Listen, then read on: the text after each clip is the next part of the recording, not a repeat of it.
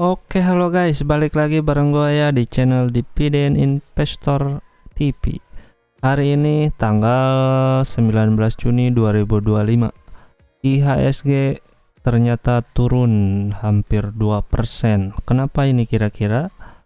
Apakah karena perang Timur Tengah atau karena The Fed sama BI nggak turunin suku bunga? Atau karena ada yang mau IPO nih dari si 9 naga, jadi katanya duitnya ditarik dulu biar bisa masuk ke saham yang akan kita bahas, saham CDIA ya. Nah, saham ini mau di IPO kan oleh sang 9 naga tercinta, yaitu Bapak PP ya, Prajogo Pangestu. Kalau lo tahu, udah harusnya lo tahu ya, itu yang punya saham yang banyak, sahamnya yang aneh-aneh gitu, tapi harganya tinggi-tinggi semua. Nah, si CDIA bakalan IPO di tanggal, kalau lu mau beli ya, tanggal 2 sampai 4 Juli 2025. Ini bukan rekomendasi ya, cuman ini gua bahas sebagai buat pembelajaran aja, sekaligus kayaknya memanfaatkan momen gitu, karena peminat dari saham ini gue lihat banyak banget ya. Jadi kalaupun lu beli, kemungkinan lu cuma kebagian sedikit ya barangnya. Lu pesan 100 lot dan mungkin lu bisa cuma dapat 4 lot, 8 lot atau 10 lot seperti biasa yang kemarin-kemarin, kayak Fore, kayak gitu, CBDK gitu. Kurang lebih kita manfaatkan momen yang kayak gitunya aja. Kalau soal fundamental, ya lu tahu sendiri ya, saham Pak PP fundamentalnya seperti apa. Nah, untuk saham CDIA kita coba lihat ya isiannya kayak gimana. Nah, ingat ya, tanggal 2 sampai 4 Juli. Ini buat lucu-lucuan aja ya, lumayan lah. Lu beli, punya duit 2 juta nganggur, beliin ini saham, nggak kepake semua sih, paling lu kepake cuma 200.000, nanti sisanya dibalikin lagi sama sekuritas. Karena ini memanfaatkan keramaian yang ada di bursa gitu, lumayan bisa arak kali ini berapa hari. Nah, saham CDIA ini dipegang oleh induknya tuh si Tepia ya, sama dia si Phoenix Power BP. Ini siapa nih? Gue nggak kenal, baru tahu. Ini awalnya lembar sahamnya ada sebanyak 200 miliar. Nah, si Tepia pegang 74 miliar, si Phoenix pegang 37 miliar. Nah, sisanya 87 miliar merupakan masih dalam bentuk portefel. Nah, gue juga baru baca portefel itu apa. Nah, ternyata portefel itu saham yang belum diterbitkan atau belum ditempatkan dalam struktur modal perusahaan. Nah, jadi dia mungkin udah siap-siap ya buat nanti misalnya kalau mau lagi isu ya, ini tinggal diterbitin aja nih, lu butuh berapa lembar, keluarin gitu. Jadi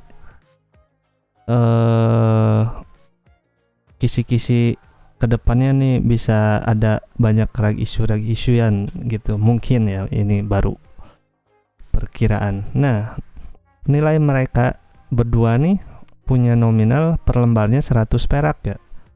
Nah, kalau sekarang kita sebagai retail ditawarin di harga berapa tadi, 170 sampai 190-an lah pokoknya. Paling ya karena rame gini ya udah 190, anggap aja bener. Nah, terus harga penawaran sebesar 170 sampai 190. Tapi biasanya kalau rame yang ini nih 190 yang dipakai. Nilai penawarnya kalau laku semua bisa dapat duit 2,3 triliun ya. Gede, lumayan. Nah, struktur permodalan setelah sahamnya dibagi-bagi, nah maksudnya setelah di IPO kan gitu. Jadi masyarakat cuma pegang 10%, atau kita nih retail kalau beli, kita ada di bagian sini nih 10%-nya. CTP ya berkurang, jadi tadinya 748, oh tetap cuma dia ngambil dari si portepel nih yang 10%-nya. Tuh ini kan tadinya 8,7 M, sekarang cuma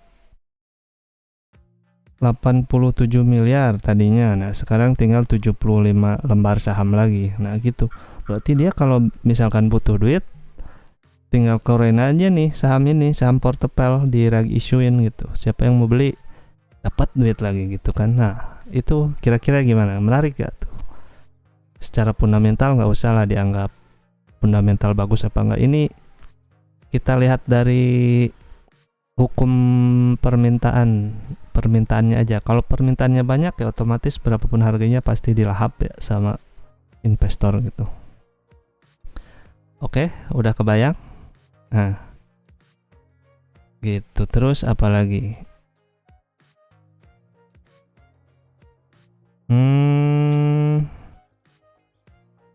Kita tulis aja dulu ya. Sahamnya berarti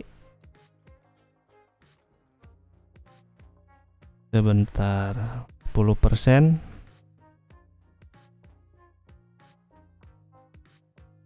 di harga 190. Nah, jumlah saham yang buat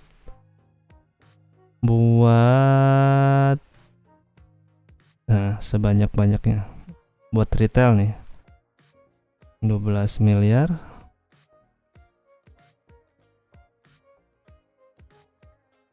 482 937 500. Berarti kan nilainya 2,3 triliunan.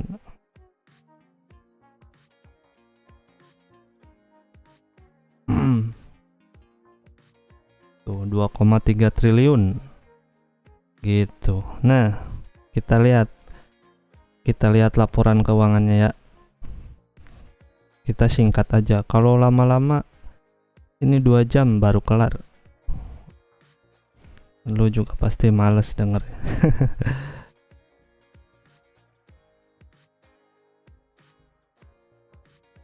Laporan keuangannya. Oh, ininya apa?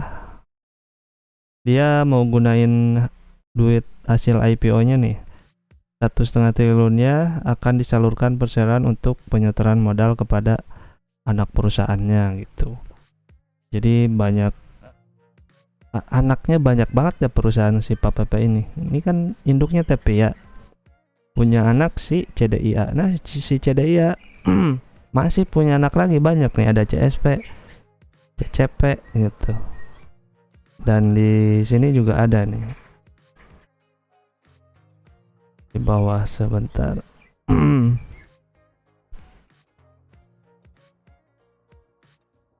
Nih, 871 miliarnya ini sama buat ke perseroan anaknya juga. Ada si CSI, Marina, MIM sama CMI gitu. Banyak banget anaknya. Jadi anaknya di guyur dana terus. Nah, kita lihat nih laporan keuangannya.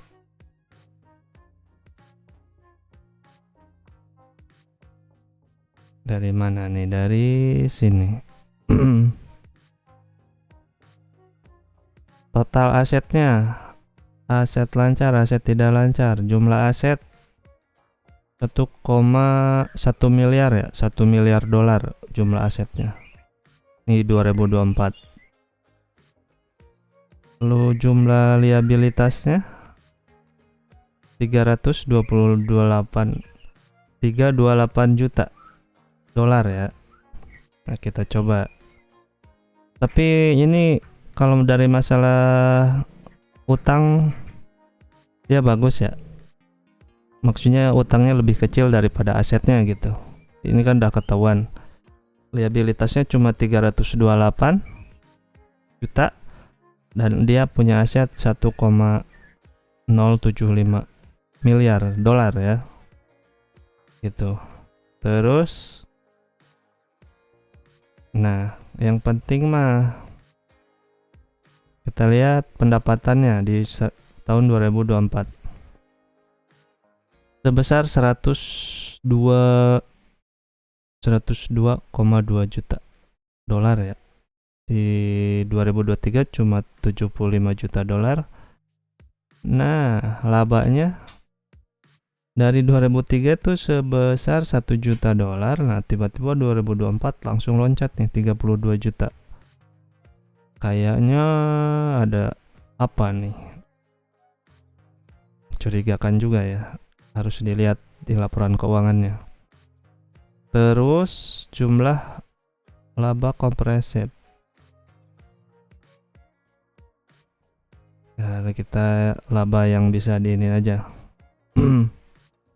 Nah, labanya yang bisa dikasih ke pemegang saham dari 165.000 dolar sekarang udah 30 juta dolar di 2024. Oke. Nah, laba per saham 0,00 lah. Kita cari pairnya, oke. 0,03 kali 3231 dolar. Nah, dia 2024 kursnya berapa nih? Ada di atas tadi. Rata-rata 15.847. 15.847 rupiah ya. Nah, berarti laba per sahamnya berapa nih? IPS-nya ibaratnya. Taruh di bawah. IPS.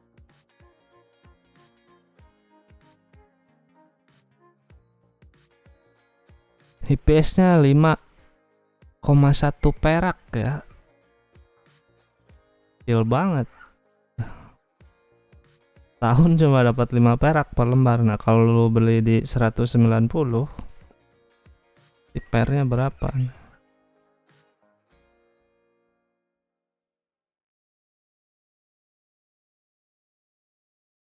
General. Gambar aja.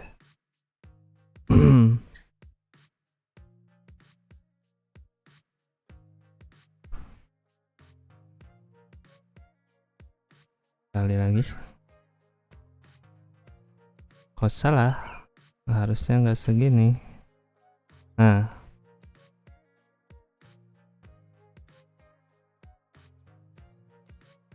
Oh, kebalik.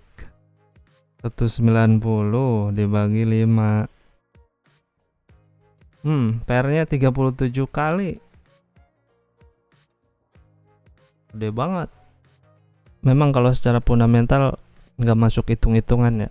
Dilihat dari pairnya aja udah 37 kali.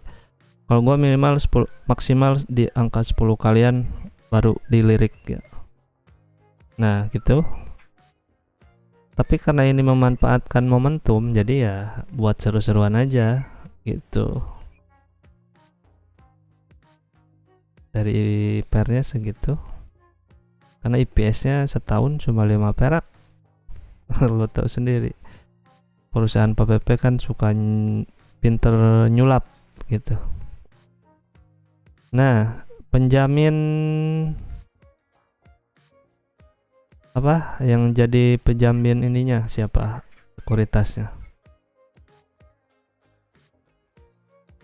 Apa sih ini? Ada BNI Sekuritas, OCBC, Trimegah, DBS. Kalau nggak salah juga ada BCA Sekuritas dan Henan Sekuritas. Penjamin efek, pelaksana efeknya ada 3. Penjamin emisi efek akan ditentukan kemudian. Nah, pokoknya 6 sekuritas ini udah siap-siap sedia lah. Banyak banget ya, sampai 6 sekuritas gitu. Nah, pokoknya gitulah.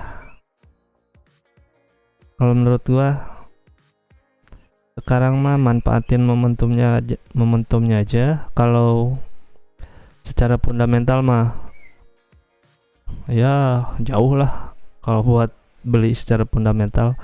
Cuma ini karena beli secara momennya aja, banyak permintaan, otomatis harga pun pasti bakalan naik gitu.